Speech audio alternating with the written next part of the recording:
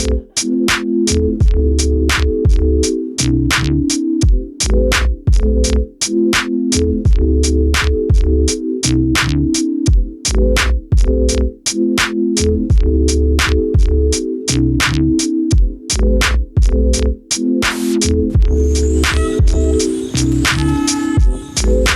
is exciting. And I did a full face makeup today too, girl. I was like, I don't know how to put on makeup, so I did it though. it is. So, where do we start? Hi guys. Hello. It feels so weird talking to a camera because like I feel like I'm like That's how I talking was to struggling. myself. So I guess I'm glad that you're here because I can. But like when you're talking, anyways. Hi guys. So my name is Kelsey Haynes, and I'm a writer, communication strategist. And so, anyways, I'm excited to kick off this first episode of Cocktails and Conversations. Yeah. So I tell people all the time that like there's two things I love. It's a good cocktail and a good conversation. So when they go here and here, girl, You just excited? So I decided that's kind of what I wanted to do because I started a vlog, and my vlog kind of like tells different stories, my experiences like in adulthood and all kind of stuff, the culture, all kind of stuff. But I didn't want to just tell my story. I like to tell other people's stories too. So that's why you're here. Yeah. So in case you don't know this girl, this beauty, this is my friend Robynn Shines, aka Pebbles. She is the founder of Driven by Purpose apparel line. So our conversation today will just be talking about her brand, her inspirations, her vision for the future, how it is being a Black young professional in Kansas City. We'll talk about Black women entrepreneurship, and we will talk about your favorite drink. Yes. So, for more content, you can follow my blog at deskofkelso.com, or you can follow me on Instagrams _KelseyDH. We'll do a different one every month. Okay. So we're starting with you. And I figured that you would be great because you're my friend. We talk all the time, and you would be patient with me. In your first experience of your episode. This experience. So we're at Julep today. And so I figured we would start at Julep because this is my favorite bar. I have been here so many times. I probably worn it out. But I wanted to share this with you guys. So Julep is a cocktail and whiskey club. And they have a delicious food, delicious drinks. Most of their drinks are made of whiskey. They have other stuff, but most of their drinks are made of whiskey. It is a whiskey bar, but they have amazing food, amazing drinks. And it was founded actually by a husband and wife couple. Oh, that's nice. I guess we'll get into it. Okay. So, first of all, Robynn, tell us, for those who don't know you, about yourself. Okay, so my name is Robynn Shines, and majority of people that know me call me Pebbles. That has been my nickname since I was a kid. I am from Detroit, Michigan. I was raised majority of my life. I didn't know you was from Detroit. See, you didn't know something about me. Yes, I was born in Detroit, Michigan, and I was raised majority of my life in St. Louis, Missouri. I am a first generation college graduate. I started my grad experience at Alcorn State University, which is a HBCU in Mississippi, and I graduated from my alma mater here in Kansas City, Missouri, University of Missouri, Kansas City, with a health science bachelor's degree. I am a member of Zeta Phi Beta Sorority Incorporated. I do hair on the side. I love doing hair. I have been doing hair since I was like 4 years old. But it's not something that I'm passionate about it, and I love doing hair, but it's more of a side gig. It's not something I will want to do forever because my mom and sister have carpal tunnel right now, so I'm not trying to go down that road, so I do it sparingly. I dabble in the arts. I love to create canvases. I love painting. I love sewing, and just kind of creating things. I love just to be super creative. So anything that I can like be a part of to create, I'm all for it. I also praise dance. I'm a prophetic praise dancer. I praise dance in mime. I've been doing that for some years now too, and it's something that is a big part of my life that I love doing. And then last, I am the founder of Driven by Purpose. Driven by Purpose. So tell us about Driven by Purpose. Okay, so Driven by Purpose was founded in 2016. It was founded based off of me having testimonies and me being through a lot. Kind of like those last 2 or 3 years prior to 2016 of me moving here, I had just been through a whole lot, and I realized that me having conversations with other people about my testimony, just kind of living in my truth and helping others, was very beneficial. And I was just like, like that was one thing I always told them, like, had it not been for me knowing what my purpose in life is and what I'm supposed to do, I don't think that I would have gotten this far, and I don't think that I would have made it. So a lot of people who would be going through things, I would let them know, like, it doesn't matter what's going on right now because I've been through A, B, and C. As I would give them examples of what I've been through and where I am, and I didn't realize it was making such a great impact on people. So I had started doing speaking engagements, or people would come and have me talk based on like a certain point of, like a certain testimony in my life. They would have me come talk to other people about it, and so I just made myself like these shirts, and I was like, Driven My Purpose shirts. And since my purpose is based on my education and my melanin and my purpose in life, that's what my line is about. And so, then somebody was like, "Oh, I want to buy a shirt," and I was like, "Oh, okay," like I just made them shirt. I was like, I just guess give me a couple dollars, and then. Yeah, I had no clue what I was doing. I was actually going to ask you that, by the way, because my next question was going to be, what is the background of like how you got started? Was it Girl, no? Like there's a lot of back and forth between like whether it's millennials or whether it's these Gen Z kids, these new kids. But like rather like which generation of us is like the most entrepreneurial, because like so many of us have like side gigs and like extra ways to create income. Yeah. Probably because like we grew up in a recession, and partly because like we graduated with all of the student loans. Yeah, I mean, to be honest, I honestly have, like, with me being first generation grad, I was never brought up like, I never knew what an entrepreneur was. Entrepreneurship was not my journey. Entrepreneurship was not something I wanted to do. Like, I had no clue about business. I am still learning to this day. Like, I honestly, this was all unintentional. Like, I never wanted to have my own business. I was like, I don't have time to be trying to hire a financial advisor and do all these things. And like, so it was very unintentional. It started from me making my own shirts to be my own walking testimony to basically helping other people be their own walking testimony. So I mean, I went from just giving people shirts who asked for it to like, let me see if I can sell these, and then it just kind of became like a little niche. But it was still not serious until someone had told me, like, you don't understand what you have. What you have is something of God. It was a lady at a church I used to go to. She basically was like, you need to patent what you have because it's so powerful that you don't even see your own future. And I had no clue what she was talking about. She was basically like, I'm going to be helping people get their purpose, which is a part of God, and the devil is going to attack me. And I'm like, I've been attacked my whole life. Like, this is not that, I'm like, this is not that deep. I'm selling shirts. Like, so you didn't go to church today. Right. So I'm like, I'm selling shirts. But with me wanting to share other people's testimonies was, like a huge thing. So, and that's my mission in Driven by Purpose, is to inspire, uplift, and empower others to help them turn their pain into purpose, and by helping them become their own walking testimony. And I believe that because everything that you've been through can help somebody else. And everything you've been through is not a downfall in your life. If you take what your passion is, and if you take what your pain is and turn it into purpose and turn it into income and to turn it into, what helps you develop as a person, you get so much further in life. We always look at what we've been through as a downfall, and the trials and tribulations in our life as bad things, and they have grown me as a person. I'm still learning to this day how to be who Robynn is, to be who Pebbles is, just to be my own individual self. So,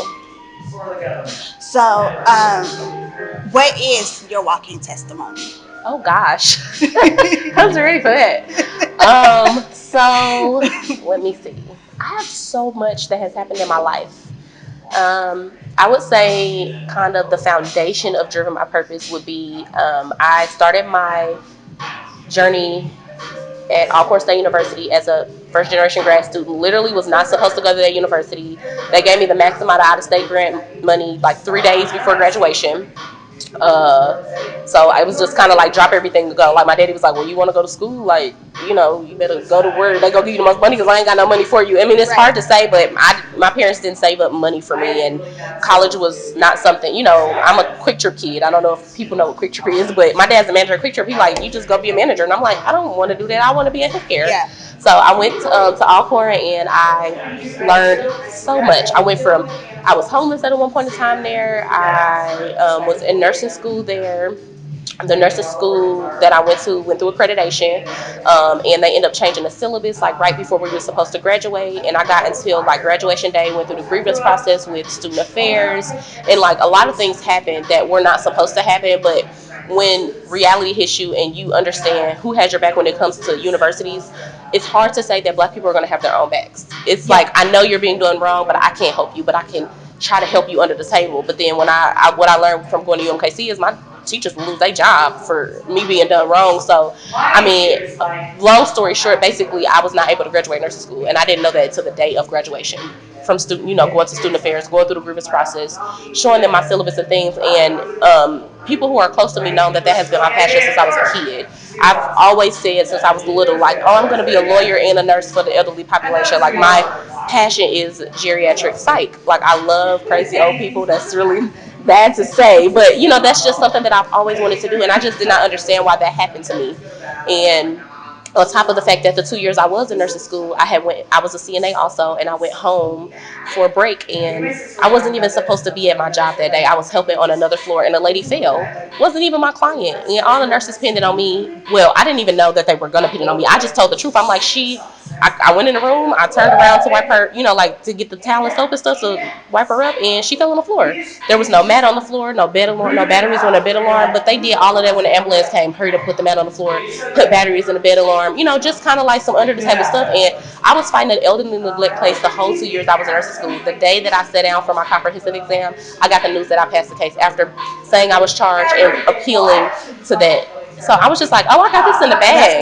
Yeah, so it was just like, I don't have elderly neglect on my case. I get down to nursing school. You know what I'm saying? Like, I just did not understand what happened to me. And I was like, it doesn't matter what happened to me because I still know what I want to do in life and where I want to go. So and then I'm also a first generation college student. I'm not going to give up. So I've seen what I could do. And UMKC happened to be the school that was able to take majority of my credit. So I was like, okay, let me get into health science. Didn't know what health science was, but being on that journey, I learned so much. Like, I learned health science is a broad spectrum, but I also learned kind of like my entrepreneurship journey just by going to UMKC because it forced us to network and to learn about other realms of healthcare and to get that internship experience. And so now I am working at in mental health, which is something I wanted to do.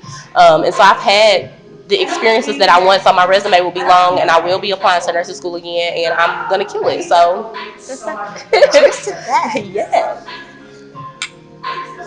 So, I wanted to ask you, as far as entrepreneurship goes, and being a Black woman in entrepreneurship. So, recently, I think I sent you this article. I don't know if you have a chance to read it yet, but so KCUR published an article about Black women in Kansas City, entrepreneurship. Something about resiliency and grit,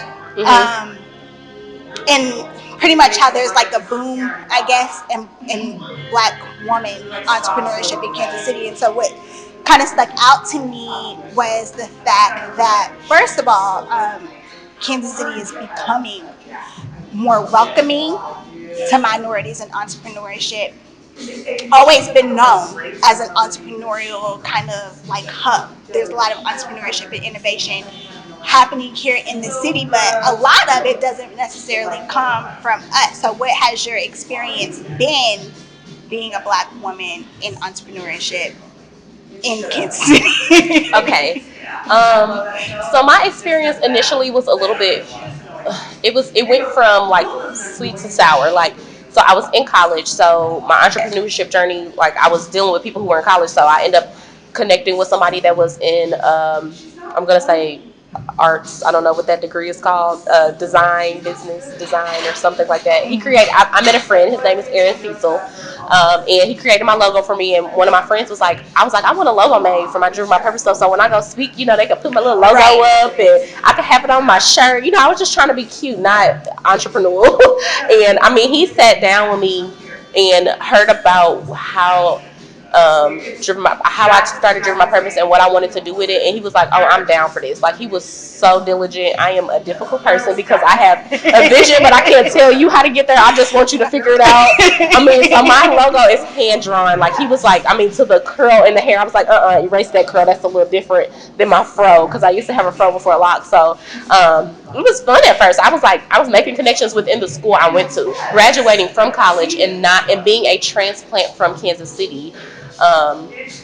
Not being in the inner circle of people, it has been very hard. Being a transplant is hard. I think being a transplant is hard in general. Yeah, but being an entrepreneur and a transplant has been so difficult because it's like everybody. I mean, I make all my everything that comes from Dream My Purpose. I personally made. But when I'm doing a vendor event, it just looks like I have T-shirts, or it looks like I sew flowers on shirts, or it looks like I have an embroidered hoodie.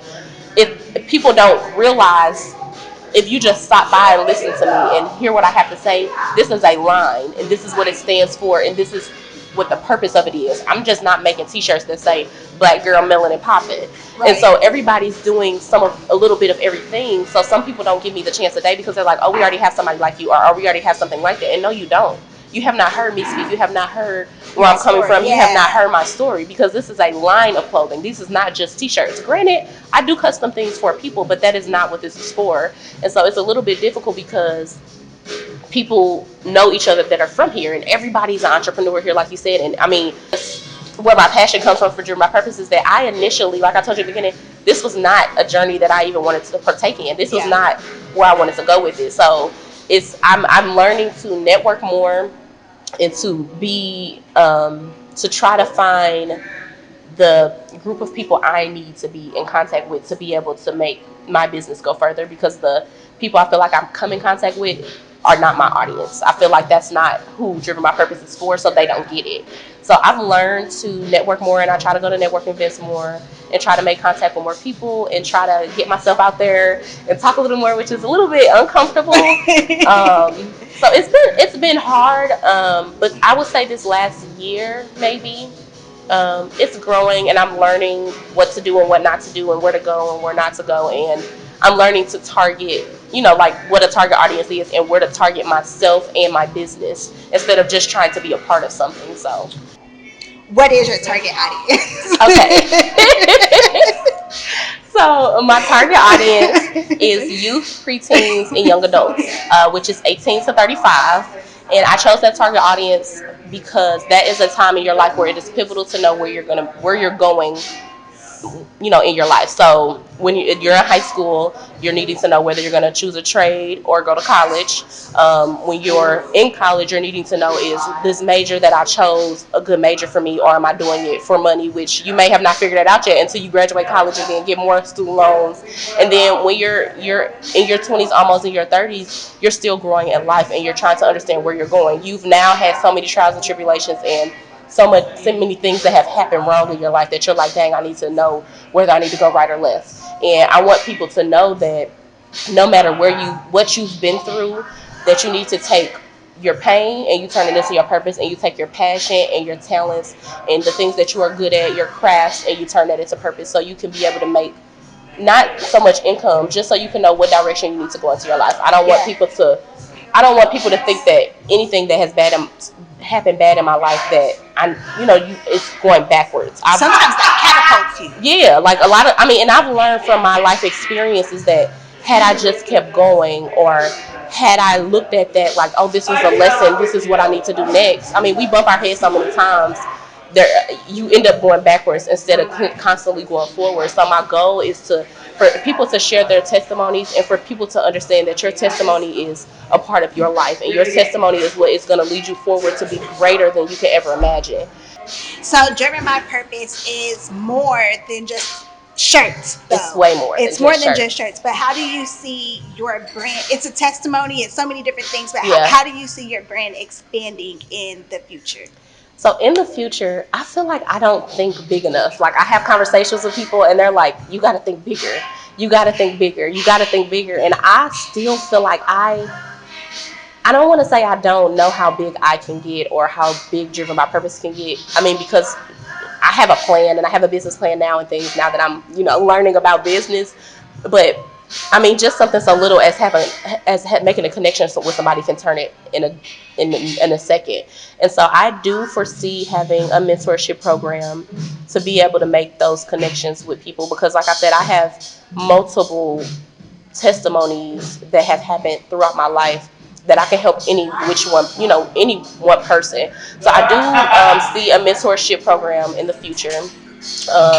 I see like workshops on like empowerment and purposeful passion or painful purpose. I don't know. I see some workshops in there because I mean, your parents or your friends and family can tell you one thing, but unless you hear from somebody else, then it does not register for you. For some reason, I know, right? It's like my family give me advice all the time, and tell me like, oh, you're great, but it's like not until you hear somebody else give you that same idea, or unless like you think there's so many things that my mom has told me, like personally, professionally, like I'll take with a grain of salt, but then like something will happen down the line, and I'll come up with this like idea thinking it's my idea. Yeah, but it was already there.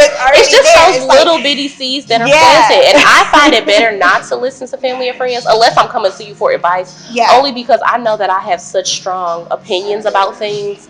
So I'm never knowing whether you're meaning harm or good, which is, I mean, it's bad to say that, but sometimes I feel like I need opinion from someone who does not know me. Because you may agree with me just because you're my friend or because you're my family, or you may have an opinion on something, but you don't see where my vision is going. So that's why I think that workshops are important for us to feed off of each other, and then for us to also have a foundation to work off of. So I see mentorship, I see workshops. I've been working on a devotional workbook.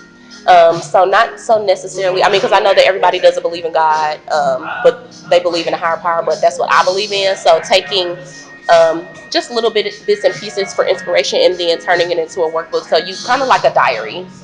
So one of those, and then kind of just expanding my brand and my line. I am working on trying to make connections, I guess. What do you call that?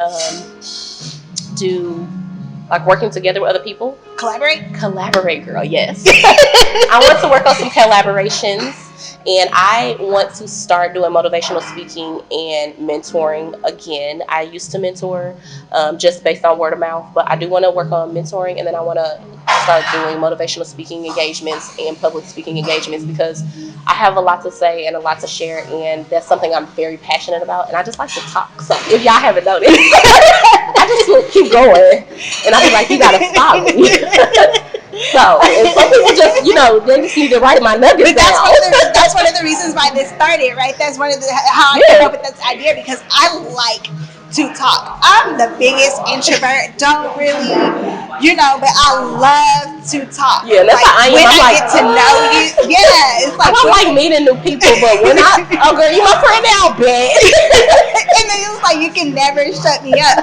And I have a lot of thoughts, and I have a lot of opinions, and I share those on my blog, and I kind of tell people about different experiences that I've had, not only just being me, being a Black woman, being a woman in general, the culture and things that kind of happen and influence us, so many different things. So my esthetician, she told me, this is how this started, because she told me once that she was like, girl, I always look forward to your visits because I just cannot wait for your next story.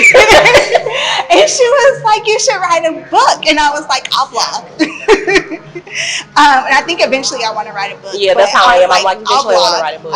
And so that's kind of how this started, because I'm I don't consider myself like a makeup expert or a hair expert. Yeah. Or, You just have your opinions I on just the have things. my opinions on things. So that's why I was like, op-eds and short stories. Yeah. And now that's how cocktails and conversations. Right. So, what is your process for mapping out your goals? So my process to mapping out my goals is, I'm still working on that, guys. I'm just gonna be honest. It's a learning. Like I'll have like one little system or something, and I'll be like, man, this ain't working no more. So like I'm not a big what is it? People be having vision board parties. Mm-hmm. I'm not a big vision board person because I literally will make that vision board and never look at it again. It could be on my wall. It could be next to the refrigerator. I have one in my cubicle at work. It just don't work for me. I'm not cutting out little cards and little note. It just don't work. I'm like one of those people that I have to have it written out everywhere. So like it's in my planner, and I have to have like, this is when I want it met by this time, and this is what I'm gonna do to get to this. And then I have a dry erase board that I actually look at. It's in my room. And then I also have notes on my phone. So like I try to have it on multiple things to be able to revisit it, which is sometimes a struggle because, like I said, I do hair and I create stuff. I also have a full-time job and I dance. Like, so I do so much stuff. So I try to really, it's really hard if I don't have it written down 80,000 places to be able to reflect back on, okay, snap back, dial back, take a second, remember what your goal is and where you need to go. Because sometimes I can get off track. I'll be like, ooh, I just figured out something else new I could create, and then I'll so focus on that, and then I'll forget. So I'm trying to still figure out what my process is, but reflecting is really big for me, and also revisiting. So I'm like, okay, every 3 isn't a good number, you guys. 3. I feel like 3 months. Every 3 months. I know people like, oh, every 6 months do this, or every year. I'm like every 3, because sometimes you can scratch a goal off and then you need to revamp. Okay, how did I say I was going to get to this goal? Did any of this work? Let me think about what I can do to reach that 3 next. is good. That's once a quarter. So yeah, so I'm a once a quarter girl. So who or what is your biggest inspiration? So I'm not even gonna lie, y'all. I'm sorry. I don't have like a Angela Rye or a Yana Van Zandt. I watch reality TV because it's ratchet, okay? I don't watch. I don't really watch other people. I'm not a people watcher, so it's really hard for me to say who's my biggest inspiration. I've been trying to figure out who is my biggest inspiration for a very long time. I've even been looking for a mentor. Like, man, I need someone to, somebody who basically like, I don't want to say, I mean, because I do a lot in life, but I need somebody that is able to grow me. I'm so used to helping other people and so used to like helping other people grow in advance, and I don't feel like I've had that. I've met people, but I don't want to be like, oh my God, can you be my mentor? Like, I want somebody who sees the potential in me and is ready to take me on as their little rose from the concrete, you know? My supervisor at work actually gave me this little gem, and she told me that she has several mentors. Uh-huh. She has a mentor who's like a peer mentor.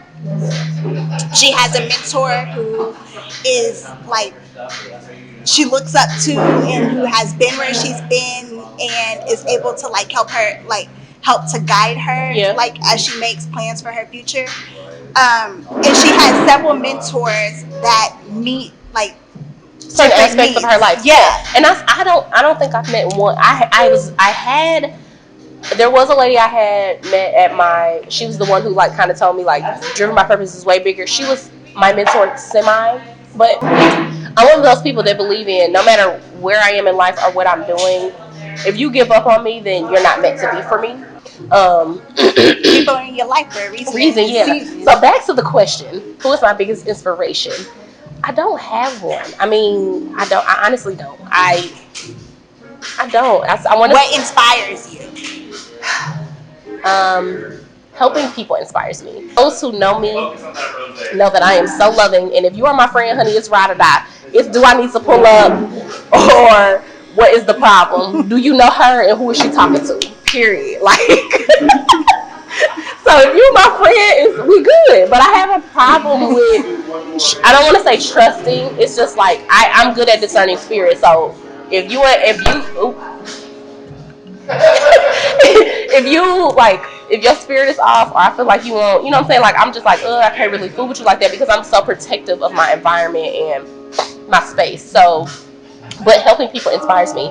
It's so funny because I just started going to a therapist to work on my anxiety, and she told me that she felt like it was very unique that I can work in an environment that I don't know people and be so compassionate towards them. And I was like, yeah, because I know how it is to be down and to have encountered so many people who are not there for you.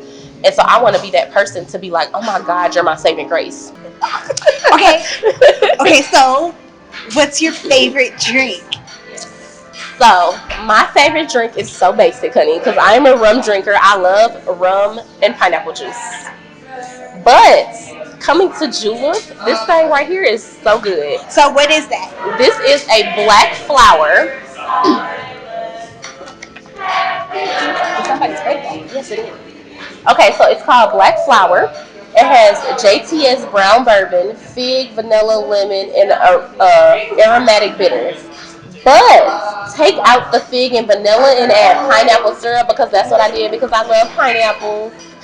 And this mug is bomb. So he told me he was going to call it the Robynn Special. We're going to work on a better name because that's kind of basic too.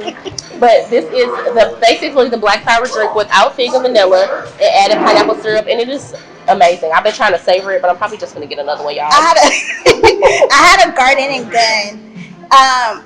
My favorite drink, obviously we're at Julep, right? Like, and I just told you guys that Julep is like one of my favorite places, and it's because I love whiskey. You know, my brother-in-law is actually who put you on whiskey? Oh wow, whiskey, and I've become a whiskey person because he's an old man. And see, I love rum, and so I love whiskey. I actually started a collection. Ooh. I started a collection. I mean, it's like literally like I have two things. Yeah, I've been going to Caribbean places, and I got a collection of rums. I just love rum. Like I can drink rum straight, and my mind is just so good. But they be like, people who drink rum straight don't have throats, but I have a throat, y'all. Wine and whiskey. Girl, I love and it. I collect wine corks too. So I have a thing on my table. Oh, I have some more for you. Ooh, they're my little thingies. So I have a thing on my table that's kind of like a dress. What do you call it? A corset thing, whatever. So I put quirks in there, and once it gets full, I'm gonna make something out of it. Ooh. I haven't decided what, but I have a Pinterest board full of ideas. I think you should like do something for your business, like hot glue them together and put like Kelso's desk or something in cursive. That'd be cute. That would something be cute. like that. I don't think I have enough for that. Or cursive K or something. Yeah, I think I will do a K. Yeah, that'll be cute. And put it like on my wall. Uh-huh. I need to decorate my apartment more. I'm not a good interior designer. I can't help you because I am, but it's your ideas and my ideas. It's just gonna be too much. But I'm open to anyone's ideas because I'm like not a good interior designer. But so yeah, but to that point though, my blog is called Desk of Kelso. My business name is called Kelsey DH Communications. It's hashtag Kelsey DH and then communications. And I do a lot of freelance writing, content strategy, storytelling, pretty much helping brands tell their story. Okay. So do I need help? Or I got this? Did I tell my story? You told your story really good. I'm so proud. And y'all need it, okay? So get y'all some Driven by Purpose apparel. Period. Get your Driven by Purpose apparel. This is a new shirt, y'all. Striving towards my purpose. And also, if you have not been to Julep, I encourage you to pull up, get you a drink, and have a good time. And they have a good happy hour. They have a really good happy hour. So yeah, thank you guys for sticking with us through this first episode. I really enjoyed your conversation. Thank you for meeting your first guest. Oh yeah, I'm excited. Let's turn this off and get another drink. Yeah. Yeah. I didn't even use the clicker.